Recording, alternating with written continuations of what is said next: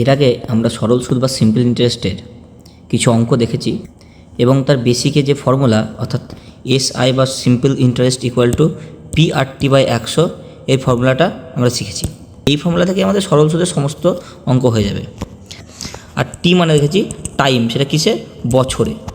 এই টাইমটা যদি আমাদের বছরের জায়গায় যদি মাসে দেওয়া হয় তাহলে কী করবো? যদি 3 মাস করা হয় তাহলে সেটাকে আমরা বছরে প্রমাণ করতে হবে। 3 মাসকে বছরে করতে গেলে কী করতে হবে? 3/12 12 মাসে 1 বছর 12, 3 4 12, তাহলে কত হবে? 1 4 লিখতে হবে টি এর জায়গায়। যদি দিনে থাকে, যদি দেখা গেলে 15 দিন আছে তাহলে কী করব? 15 দিন বাই কত দিন 1 বছর? 365 দিনে, তাহলে 365 দিয়ে এটা ভাগ করে, এইটা হচ্ছে টাইম হবে তখন। অর্থাৎ যে টাইমই থাক না কেন টাইমটাকে আমাকে বছরে প্রমাণ করতে হবে। দিনে হলে 365 দিয়ে ভাগ করে নিতে হবে, আর মাসে হলে 12 দিয়ে ভাগ করে নিতে হবে, দিয়ে বছর টাইমটাকে আমাকে বছরে আনতে হবে। এরপর SI equal two PRT/100 formula আমাদের দিয়ে যে কোনো অঙ্ক আমরা করতে পারবো। বেশ, এবার আমরা এর পরে কিছু অঙ্কের মধ্যে যাব। সুবীর দাসের বই থেকে দুটি ইম্পর্টেন্ট সরল সুদের অঙ্ক আমরা এখন সমাধান করব। প্রথমে বলেছে 12 নম্বর যেটা বলেছে যে কত টাকার বার্ষিক 10% হারে একদিনে 1 টাকা, আচ্ছা কত টাকার বার্ষিক 10% হারে একদিনে 1 টাকার সুদ হবে, আচ্ছা কত টাকা। এইখানে আসলটা আমাকে কত টাকা বলতে আমাকে কী বার করতে বলেছে? 12টা সমাধান করব। আমাকে বলেছে পি বার করতে বলেছে, আসল বার করতে বলেছে পিটা কত কিন্তু আমরা জানি না। এবার দেখো এখানে বলে দিয়েছে সময় কত বলেছে বলো দেখি? সময় বলেছে 1 দিন, তাহলে 1 দিন করতে গেলে আমাদের কী করতে হবে? বছরে আনতে হবে জিনিসটাকে। বছরে আনতে গেলে কী করতে হবে? 1 দিন মানে 1/365 বছর, টি হয়ে গেল। আর সুদ মানে এসআই কত বলেছে? সিম্পল ইন্টারেস্ট 1 টাকা বলে দিয়েছে, তাই তো? এসআই বলেছে 1 টাকা, এটা পেয়ে গেলাম। আর সুদের হার বলে দিয়েছে, আর কত বলেছে? 10%। বাস সব কিছু পেয়ে গেলাম, অঙ্ক হয়ে যাবে। সিম্পল বসিয়ে দাও। আমরা কি জানি? SI equal two PRT/100। SI কত? 1, তাহলে 1 ইকুয়াল টু পি আমরা জানি না কত, পিটাকে পি ধরে নেবো। পি আর কত পার্সেন্ট? 10%। 10 টি কত? টি আমরা পেলাম 1/365, 1 নিচে 365 লিখে দেবো, ইন্টু এইখানে কী হলো? বাই 100, 100টা নিচে থাকলো, 0 কাটলো। বেশ, দেখো 10-এর সঙ্গে 365 গুণ হচ্ছে, 1 তো কোনো ব্যাপার নেই, এটা এদিকে চলে আসছে, তাহলে 1-এর সঙ্গে গুণ হচ্ছে, তো 10 × 365 3650, ইন্টু 1 মানে 3650 হবে উত্তর। বি হবে উত্তর। তাহলে 12টার উত্তর কী হবে? 12-র উত্তর হবে উত্তর বি, 3650। এবার চলে আসবো আমরা 13টা। বলেছে বার্ষিক কত হারে 6 বছরের সুদ আসলের 9/25 হবে। এখানে কিন্তু আসল বলেনি, আসল আমরা ধরে নিলাম পি। তাহলে সুদ কত হবে? ইন্টারেস্ট কত হবে? আসলের 9/25, তাহলে 9p/25, এইটাই তো আসল হবে, এটাই তো সুদ হবে আসলের, মানে আসল পি তার 9/25। বেশ, সময় বলে দিয়েছে 6 বছর, টি বলে দিয়েছে 6 বছর, বছরে আছে, কোনো টেনশন নেই, আমাদেরকে মাস বা দিনে দেয়নি, অর্থাৎ 6ই থাকবে। আমার কী করতে হবে? বার্ষিক সুদের হার মানে আর বার করতে হবে কত পার্সেন্ট, তাই তো? বেশ, নর্মালি বসিয়ে দেবো। তাহলে আমাদের এসআই বলে দিয়েছে, সিম্পল ইন্টারেস্ট বলেছে 9p/25 ইকুয়াল টু, আমরা পি জানি না, পিটাকে আমরা পি ধরেছি, আসলটাকে পি ইন্টু আর জানি না, ইন্টু টি 6 বছর বাই 100, পি কেটে গেল, 4/25 100 হয়ে গেল। বেশ, তাহলে আমাদের 6 নেমে গেল নিচে, 4 উঠে গেল উপরে, তাহলে আর ইকুয়াল টু কত হলো? 9 × 4/6, 3 2 6, 3 2 6, আর 2 2 4, 3 3 9, তাহলে কত হলো? 3 × 2 কত হলো? 6% হবে উত্তর। সি এরটা আমার, তাহলে 13তে কোনটা উত্তর হচ্ছে? সি এরটা হচ্ছে উত্তর, সি এরটা হচ্ছে উত্তর 13তে। এবার আমরা 14 অঙ্কটা করবো। বলছে কত বছরে 10% হার সুদে আসল ও সুদের অনুপাত কি বলেছে? 10:3। তাহলে আমাদের আর দিয়ে দিয়েছে কত পার্সেন্ট? আর দিয়েছে 10%। বেশ, আসল ও সুদের অনুপাত মানে P/SI বলে দিয়েছে কত? 10:3। বেশ, পি যদি 10 হয় তাহলে এসআই কত? ইন্টারেস্ট কত? 3। বেশ, আর কি বলে দিয়েছে? সময় আমাদের এখানে বলেনি। বেশ, সময়টাই বের করতে হবে, কোনো ব্যাপার না, ইজিলি হয়ে যাবে। তাহলে আমরা জানি এসআই ইকুয়াল টু, এসআইকে আমি ধরে নেব 3 equal to P into P কত 10, 10 ইন্টু আর কত 10, টি আমরা জানি না বাই 100। দেখো 0 0 0 এখানে 0 কেটে গেল, টি ইকুয়াল টু ডাইরেক্ট 3, উত্তর বেরিয়ে গেল এ। উত্তর হলো এ, 14 এ।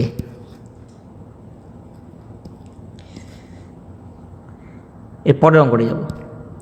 15 অঙ্কটা কি বলেছে, সময় ও বার্ষিক সুদের হার সমান হলে, সময় ও বার্ষিক সুদের হার সমান, তার মানে এখানে আর টি দুটো সমান পরিমাণ করেছে। আচ্ছা, বার্ষিক কত হারে আসলের 1/9 সুদ হবে? অর্থাৎ আসল যদি আমরা আবার পি ধরে নিই তাহলে সুদ কত হবে, এসআই কত হবে, এসআই হবে p/9। তাহলে কী বলছে 1/9 সুদ, তাহলে কি আসলে 1/9, তাহলে হবে p/9 হবে সুদ, তাই তো? বেশ, আবার আমরা ফর্মুলা ফেলবো নর্মাল। তাহলে SI equal to p/9 equal to P R T, আসল কথা পি ধরে নিয়েছি, আর টি দুটো কিন্তু সমান, তার মানে আমরা দুটোকেই টি অথবা দুটোকেই আর লিখতে পারি, আমরা দুটোকেই টি লিখছি। তাহলে টি ইন্টু টি কত হয়, টি স্কোয়ার, তাহলে বলো টি স্কোয়ার বাই 100। দেখো আর ইন্টু টি মানে পি আর টি, তো আর এবং টি সমান, আমি দুটোকে টি ধরে নিলাম, টি ইন্টু টি মানে টি স্কোয়ার হচ্ছে, তাই তো? বেশ, পি কেটে গেল, 1 পড়ে থাকলো, তাহলে টি স্কোয়ার ইকুয়াল টু কী হলো, 100 উপরে উঠে গেল, 100/9। তাহলে টি ইকুয়াল টু কী হবে, 100 বর্গমূল 10 আর 9 বর্গমূল 3, 10/3 হবে উত্তর। তাহলে আমাদের সুদের হারও 10/3 আর আমাদের সময়ও 10/3। 10/3 মানে কি জানি, 3 তিরিক্ষে 9, 3 পূর্ণ 1/3% হবে সুদের হার। তার মানে এইটা হবে ডি এরটা হবে, এই না বি এরটা হবে উত্তর 3 পূর্ণ 1/3%। এটাও 16টাও একই রকম বলছে, বার্ষিক সুদের হার এবং সময় একই হলে, মানে এখানেও আর এবং টি একই, তাহলে টি ইকুয়াল টু আমরা লিখতে পারি, এখানেও লিখতে পারি T equal to R, T equal to R. তাহলে কী বলেছে, 2500 টাকার, তার মানে আসল হচ্ছে পি বলেছে 2500 টাকার, সুদ যদি 400 টাকা হয়, সুদ বলে দিয়েছে, হয়তো আয় এখানে বলে দিয়েছে বা এসআই বলে দিয়েছে, এসআই কত বলেছে, সিম্পল ইন্টারেস্ট 400 টাকা হয়, তবে সুদের হার মানে আর বার করতে বলেছে। বেশ, তাহলে SI 400 equal to P 2500 into R T সমান আমাদের বার করতে বলেছে সুদের আর, তো দুটোকেই আমরা আর লিখবো। তাহলে আর ইন্টু টি মানেই হচ্ছে আর ইন্টু আর মানে আর স্কোয়ার বাই 100, তাই তো?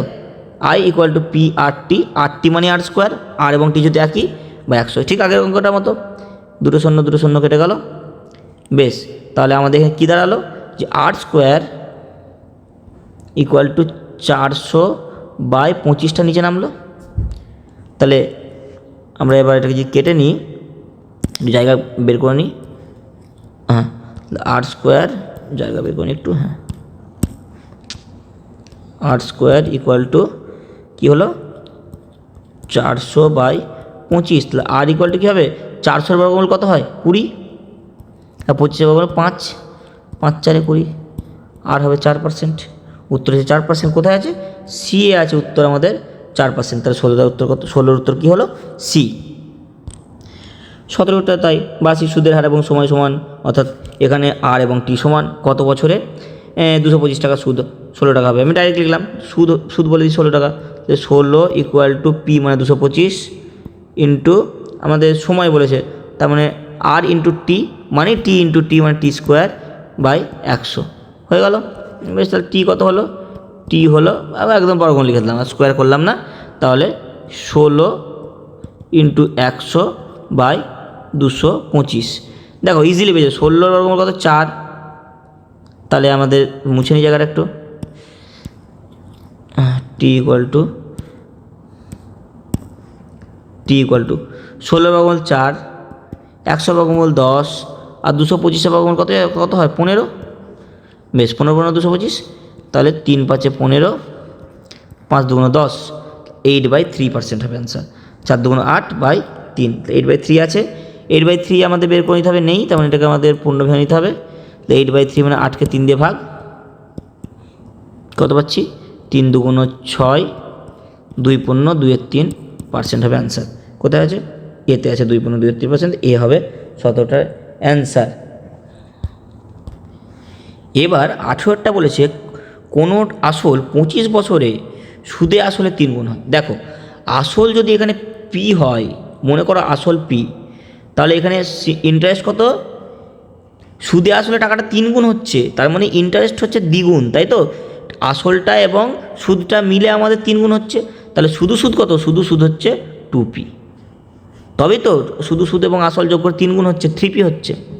বেশ, এবার কি বলেছে? বার্ষিক সুদের, না এখানে বলেছে সময় বলে দিয়েছে, টি বলে দিয়েছে 25 বছর, 25 বছর বলেছে। আচ্ছা, আমাদের কি বলেনি এখানে? সুদের হার বলেনি। আচ্ছা, তাহলে আমরা এসআই লিখব প্রথমে, 2p equal to P into R বের করতে হবে, কিন্তু টি হচ্ছে 25 বছর বাই 100, পি পি ক্যান্সেল হয়ে গেল। বেশ, 4 25 সঙ্গে 100 হয়ে গেল, 4-এর সঙ্গে 2 গুণ করে দাও, আর ইকুয়াল তো হবে 8%, ইজিলি হয়ে গেল 8%, বিয়েরটা হবে অ্যান্সার।